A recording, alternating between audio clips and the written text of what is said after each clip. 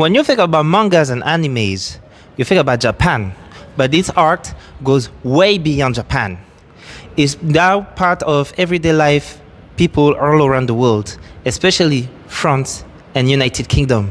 From the bestsellers mangas to animes on streaming platforms and cosplay communities, the influence of this art is now everywhere. The first ever animes that I watched was I was a kid was Detective Conan, the story of a detective who became a young kid after an accident. The series follows him investigating on many crimes. At that time, it was on Cartoon Network. And as soon as I saw it, I knew I was already brought to it because it was something different from other cartoons at that time. When I was a kid, there was one thing I really hate: reading. So when I started to read comics in general, but especially mangas, everything changed. Especially for someone like me who has a dyspraxia, it was easier for me to read comics and mangas thanks to the imagery and the emotion depicted and the cases. The first manga I ever read was Naruto, more specifically the number 47. My parents were finally surprised that I was finally reading something. So I kept going on and started reading a lot of other mangas such as Dragon Ball, Dragon Ball Z, JoJo's Bizarre Adventure. Growing up in France, I noticed I wasn't the only one. My friends also watched animes and reading mangas. Everyone has his favorite. Someone could be Pokemon or Naruto, someone could be Yu-Gi-Oh or other, but we are the proof that an art can touch. Hello, my name is Lucy, I'm 22 and I'm a student. My name is Alima, I'm 33 years old. I'm an osteopath, it's a kind of physiotherapist. And I like anime and manga since I'm a kid.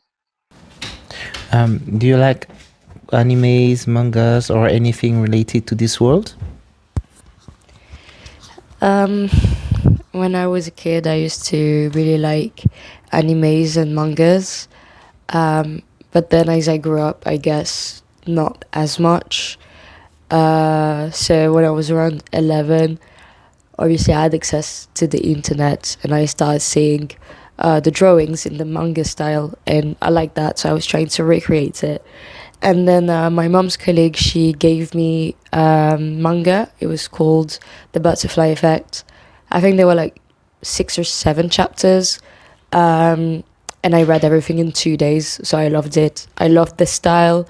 I loved the over-the-top story, the drawings, the colors. It was very colorful. Even though now that I think about the story, I don't know if I should have read it when I was this young, but anyways.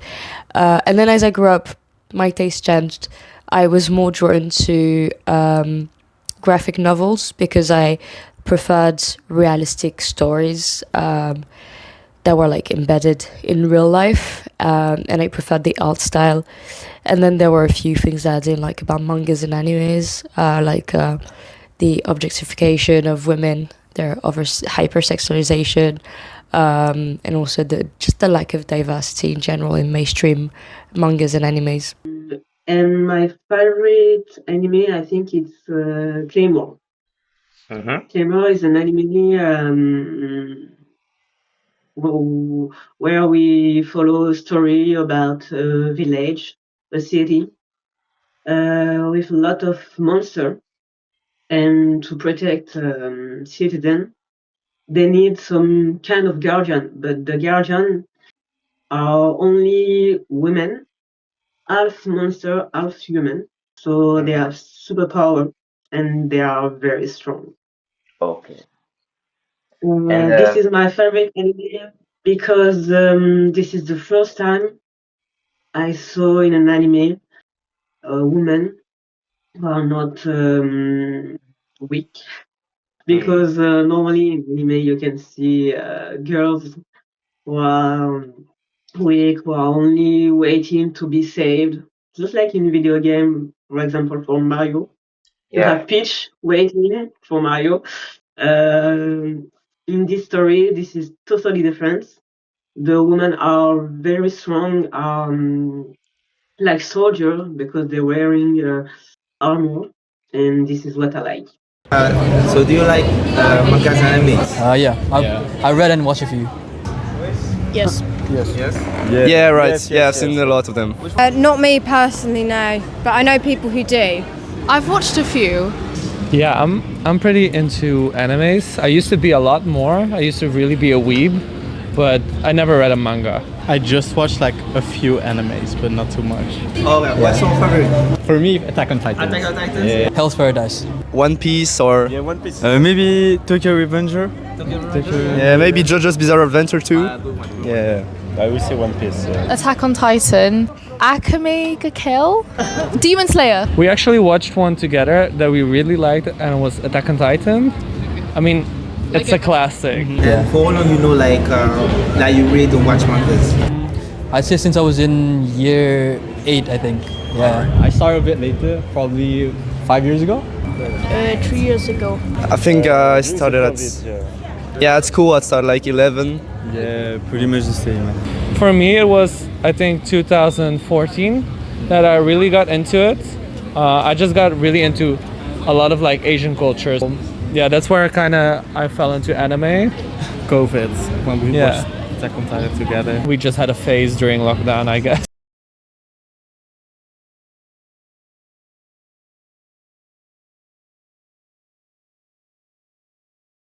The first time a Japanese animation made its appearance in UK was on April 1968 with the anime Marine Boy, the story of a young boy fighting the evil under the sea. This is really the first introduction of Japanese animation in a Western European country. Not so long after, in France, the same experience happened with the broadcasting of Kimba the War Lion, or in the language of Molière, Le Roi Lion. But it is really in the 1970s that a spark of the phenomenon started with UFO robot Grandizer, also known as Godoak. This anime put the seed of the future success to come in France. Interestingly, despite the fact that UK was the first one to broadcast an anime, it was really in France that the public were really receptive to it. However, despite the success of these 3 animes, the fans had to wait 15 years before distribution companies put some interest into Japanese animation. The most famous one in UK was Manga Entertainment, which was founded in London in 1987. Then the more people get interest into mangas and animes, the more of cassette trading happened, more fanzines were created. Considering the manga in UK, it was really in the 1970s that the manga was introduced by a pacifist organization called Project Jin, who chose to publish and distributed Barefoot Jin, written by Keiji Nakazawa, the story of a survivor of the Hiroshima nuclear bombing. Nevertheless, for almost 20 years, manga was still a niche art compared to its counterpart, which are American comics, British comics for the UK, and the French-Belgian comics to the French. Really at the end of the 1990s and the beginning of the 2000s, that mangas were heavily invading bookshops. In UK, through Tokyo Pop, an American publisher who introduced the public to Sailor Moon, Dragon Ball, and so many others. In France, it was the publisher Glénat who distributed the Dragon Ball series, One Piece, or Naruto. But let's focus on animes. Despite the success of these animations, they were heavily criticized and perceived as violent and dangerous for the development of the children. The main difference was who treated the problem. In UK, it was more institutionalized. In France, it was more organic. It was led mainly by parents and one politician eventually. In the UK, the first anime to spark such a controversy was the anime Urosokidoji. It was based on a manga mainly targeted for adults. In France, the animes targeted were less explicit than Urosokidoji. It was City Hunter, the Dragon Ball series, and the Fist of the North Star. In addition of that, all these animes were heavily touched, modified to please a French public, feel less violent. To understand the context at the time, animes was not as prestigious that it is today. It was seen as cheaper and easy to program for the channels. In France, a famous TV show known as Club Dorothée was a massive contributor to anime's and manga success, and it ceased to broadcast in 1997. This show contributed to the success of mangas and anime. It contributed at the fact that now France is the first market in Europe and the second market globally, just behind Japan, regarding mangas and anime's consumption. 1991, a new movie started a new era. Akira, directed by Katsuhiro Otomo, the movie pushed and reconsidered the eye of the public thanks to his art style and his sci-fi ambience, and as well as intensity. But the French people were not the only one to have an interest in this one. In 1994, BBC produced a documentary presented by Jonathan Ross called simply Manga. Global phenomenon started to spark everywhere, such as Pokemon through its card game and the Miyazaki movies. Those movies were family-oriented and became classic of the genre. We can name amongst them Princess Mononoke, My Neighbor Totoro, The Howl's Moving Castle, and later on, The Boys and the Heron. In 2006, a revolution changed the whole market of Japanese animation. With internet, it opened new ways to and watch animes and mangas.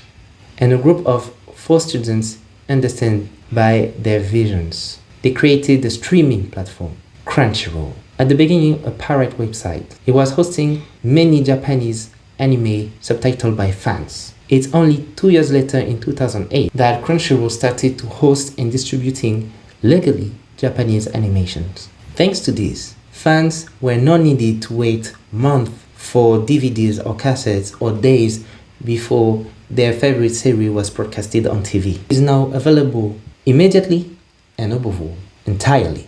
Crunchyroll had the massive expansion buying Manga Entertainment and making it Crunchyroll UK and Ireland Limited.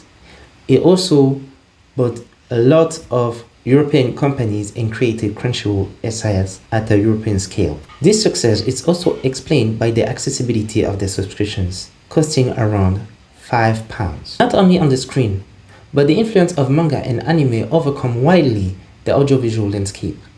It is also treated as a full-fledged art. For instance, Hirohiko Araki, the author of the original and colorful series JoJo's Bizarre Adventure, had inspired a lot of people in the fashion world.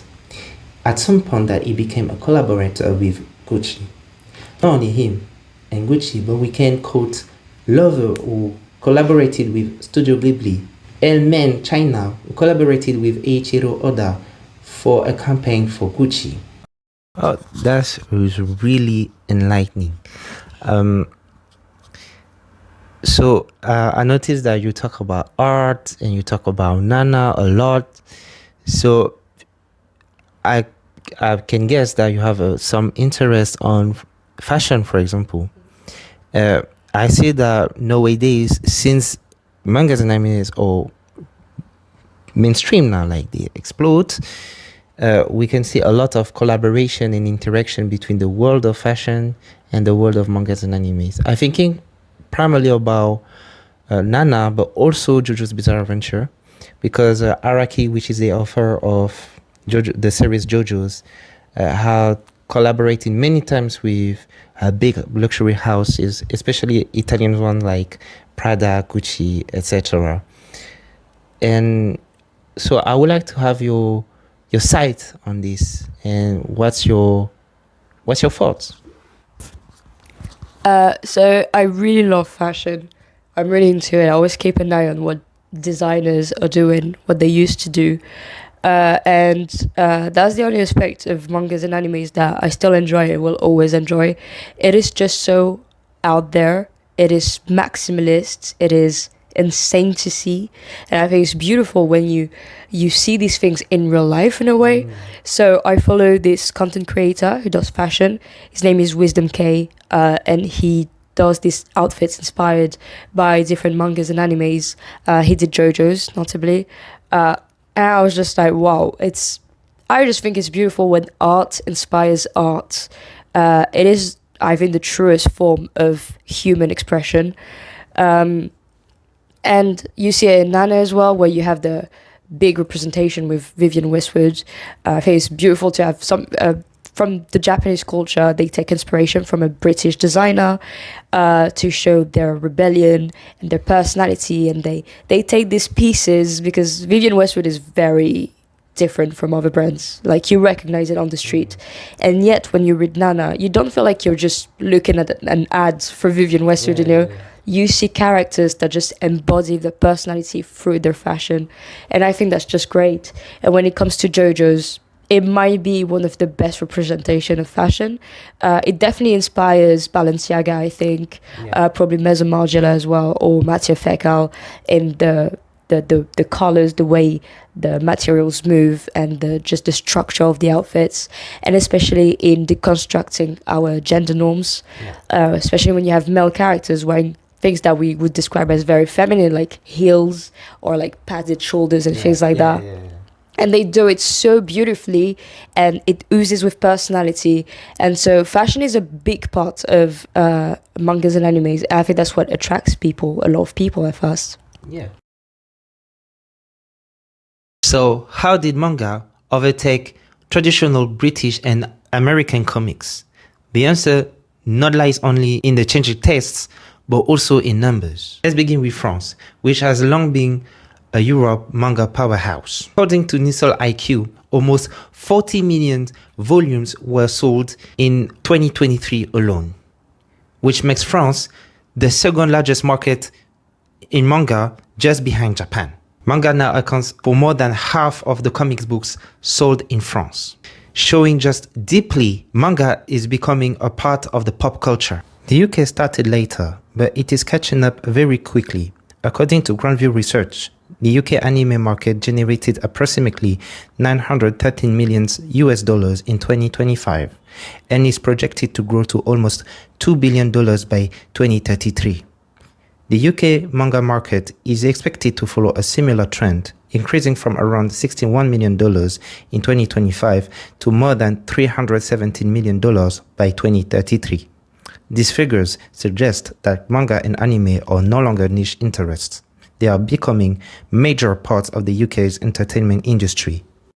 This shift is more remarkable in book sales. According to Nielsen Bookscan data analyzed by the bookseller, more than 57% of graphic novels sold in UK in 2024 were actually mangas, which generated £16.6 million on the market. In fact, the share is way more nuanced than it is, because most of the mangas are categorized as graphic novel rather than manga. So what explains this success? The first reason for that is affordability. Bookseller using Nielsen Bookscan data found that the average price of manga is roughly £11.71. In France, for instance, the price for a manga is around 7 and 8 euros, which is way more cheaper than a superhero comic. This lower price makes it easier for young readers to start and collect 4 long-running series.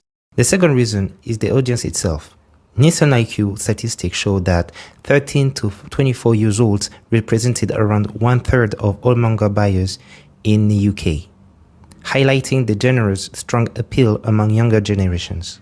In France, a national study by Arcom found that 42% of people aged 15 and over consume manga or anime, while 1 in 5 consume both, demonstrating just how mainstream Japanese pop culture has become. The third reason for that is also the close relationship between the manga and the anime series. A successful anime adaptation streamed on Netflix or Crunchyroll, for instance, can often introduce the manga and the original material to millions of viewers who can go buy the manga. And this creates a powerful cycle in which anime drives to manga sales, and growing manga readership encourages publishers to invest more into adaptations. Looking ahead, the industry shows no signs of slowing down. According to Grandview Research, the UK manga market could exceed $647 million by 2035, while the global market is projected to reach around $73 billion. Although these are forecasts rather than guaranteed outcomes. They point towards continued long-term growth. Taken together, these figures suggest that manga success is far more than a passing trend. What began as a niche has become as one of the fastest growing of the publishing industry, reshaping reading habits across both UK and France, and transforming the global comic landscape. The presence of shops just like Forbidden Planet is the proof that the UK is a growing and increasing market, and not only on pop culture but also in mangas and animes.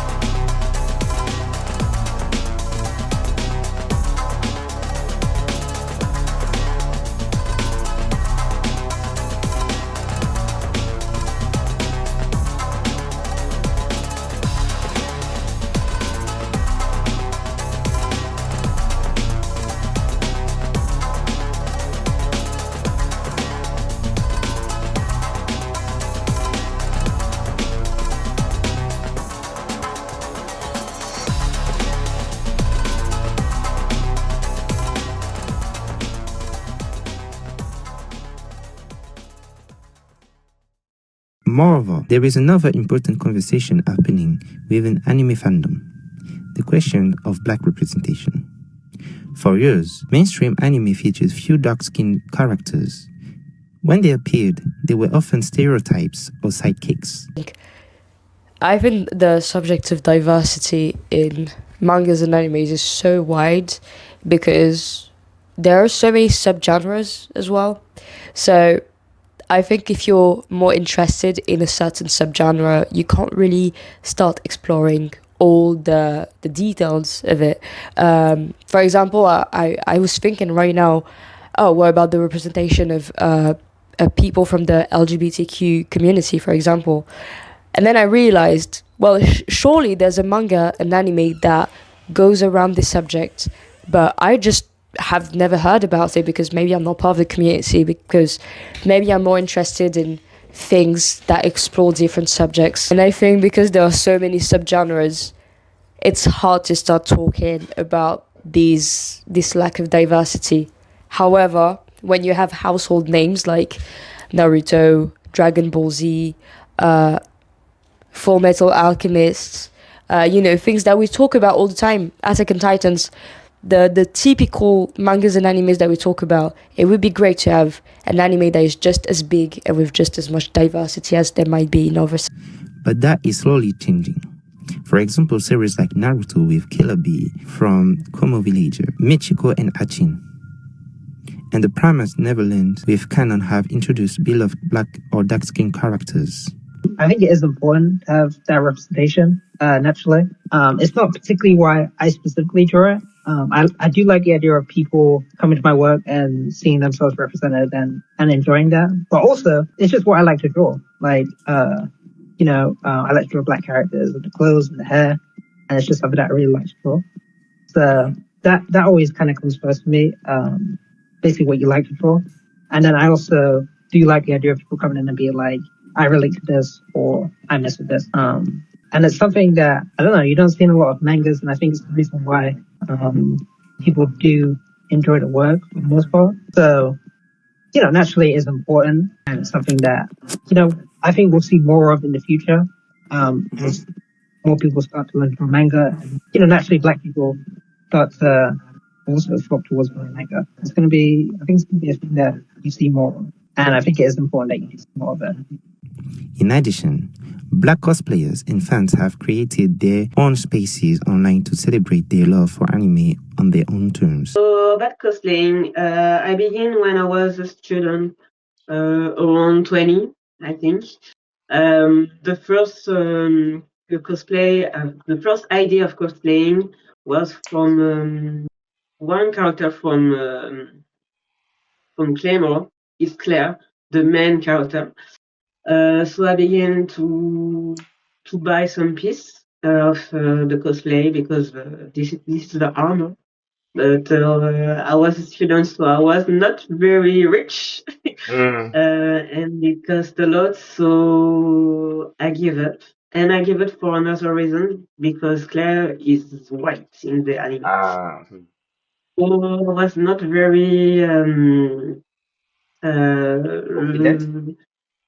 Yes, not very confident doing my first cosplaying and being a white woman, because it's a half monster, half human. But so finally I gave up this idea. And finally I found another cosplaying. I was at this moment playing a game calling Apex Legends. And in this game, there is some character I really like. It was Lifeline. It was a doctor, a black doctor, Jamaican.